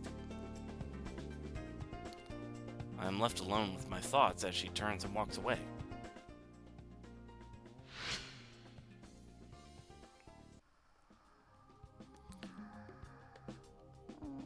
Another sweepy fox.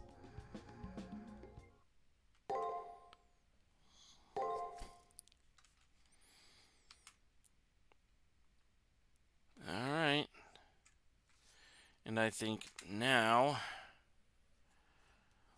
We are at a good stopping point. Let's see.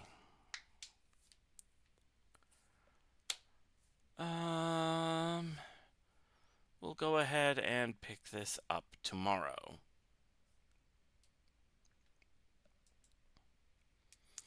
Let's see who we can raid.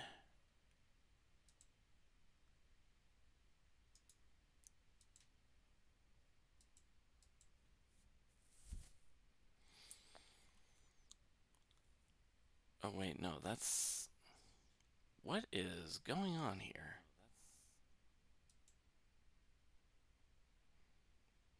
There we go. Okay, let's see who's on.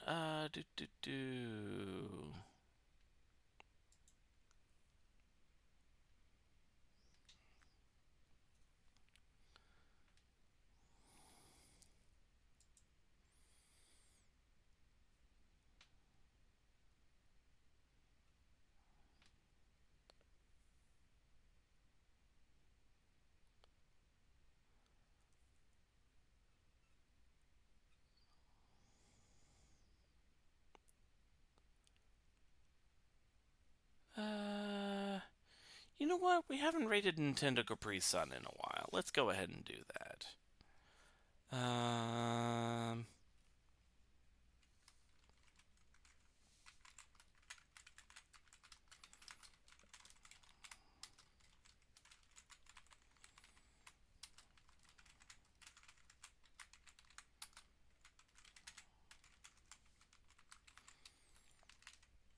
And we'll just raid with our default. Nobody expects the Shinobi Inquisition.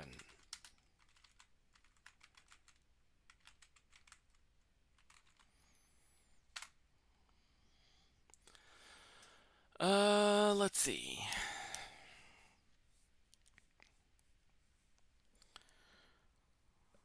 We'll go ahead and stream more of this, pick up where we left off tomorrow at probably the same time. Hopefully a little earlier if my boss doesn't pull these stupid shenanigans with, you know, how to end my shift. I'll talk to y'all later. Let's go ahead and raid.